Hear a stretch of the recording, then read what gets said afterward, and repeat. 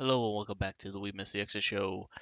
We were planning on doing a US Grand Prix review and Mexican Grand Prix preview and review, but that's not going to happen. Can't find my notes and don't feel like going back. So let's just jump into the Brazilian Grand Prix preview. Race news, not a whole lot going on. Haven't had time to update it, but we are doing the Brazilian Grand Prix. It is tomorrow, Sunday, November 13th, 2022. Let's see here. So there was a sprint race, and this is the results of that. That's going to be the Grand Prix grid. But let's go to um, qualifying real quick. Sainz is going to get a five-place penalty for the Grand Prix. It goes to the Grand Prix, not the sprint. So regardless of what happens with qualifying, um, Sainz is going to get a five-place penalty. Q1 was a little wet. Norris had been sick for the weekend. They came out, food poisoning. He did pretty good in qualifying in the sprint. Gasly was fast on. He was the first one to get on slicks and kind of paved the ground for everyone else to get on slicks, except for Ferrari, who didn't seem to understand they were in the middle of a race. In Q1, Norris was the fastest, and out in Q1 was Mick Schumacher, Sonoda, Bottas, Zhou, and Latifi. Q2 rain was supposed to be done. DRS was enabled. It was not enabled for Q1. So Q2, drivers go out on the track and start to get some rain on their visors, but they were able to make it through. But you could see a little bit of water coming in despite the radar saying nothing's coming in. Out in Q2 were Ricardo, Gasly, Vettel, Stroll, and Albon, and the fastest for Q2 was Verstappen. Um, while there was only a little bit of rain, it probably played a factor. Drivers had to be a little bit more cautious. Um, as they were saying, less confidence when you are driving on the slicks and there's a little bit of water out there.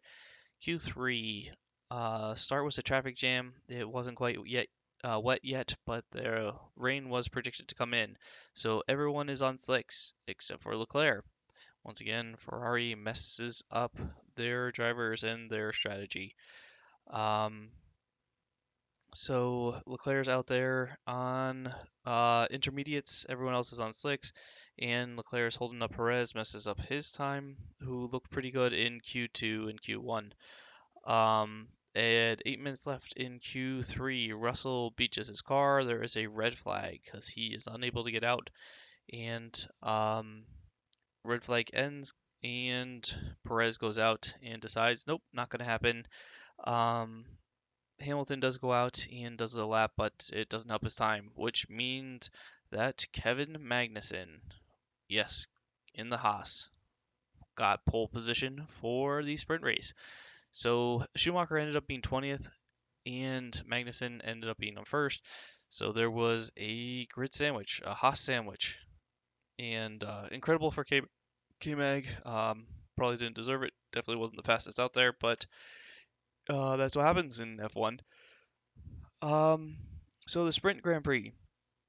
Again, Kevin Magnussen in the lead, starting pole position. He gets a great start, great jump, and everyone's on softs except for Verstappen and maybe someone towards the back. Don't really know. But Magnussen has a great start, and Max is able to keep his second with Russell staying behind him. Um, Towards the beginning of the race, Ocon forces Alonso wide. Alonso tries to pull back in, accidentally hits Ocon, and is complaining. Horrible racing by Ocon. He's so inconsistent. It's incredible. He can have some great battles, some great driving, and then he'll have times where he just runs into people. He's done it to Max. He's done it to Alonso. He's done it to a lot of people. It's extremely frustrating how inconsistent his driving is. He can look like one of the best drivers and one of the worst drivers at the same time. Whole beginning of the sprint, Russell is pushing Max, um, trying to get around him. Lap three, Max Verstappen finally gets around Kevin Magnussen. Alonso has a broken wing. He has to pit and ends up in last place, essentially ending his race for the day. Hamilton's making moves.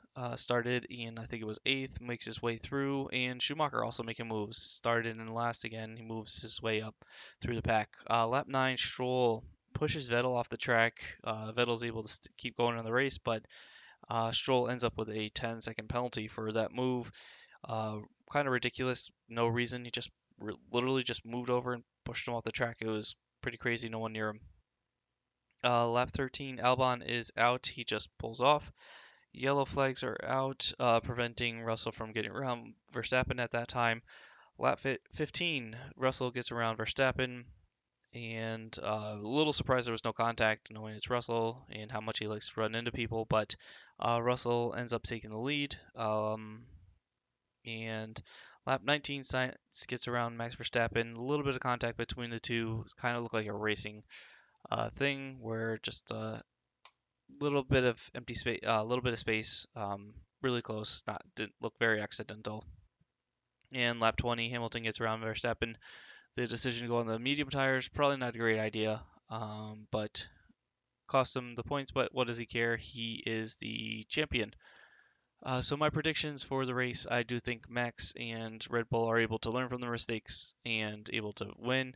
I think Hamilton's gonna get second, Russell third, Perez fourth, Leclerc fifth, Sainz sixth, Norris seventh, Gasly eighth, Ricciardo ninth, and Vettel 10th. And we'll see how things go for tomorrow's race.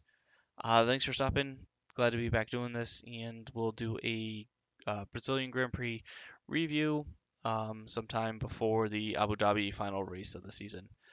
Thanks for watching, and if you're interested, we are doing a basketball championship. It's a lot of fun. Check it out. We're going over all that on the YouTube channel. You can see that in our side there, and follow us on Instagram. We miss the exit for updates on the basketball championship. Again, thanks for watching. Have a great day.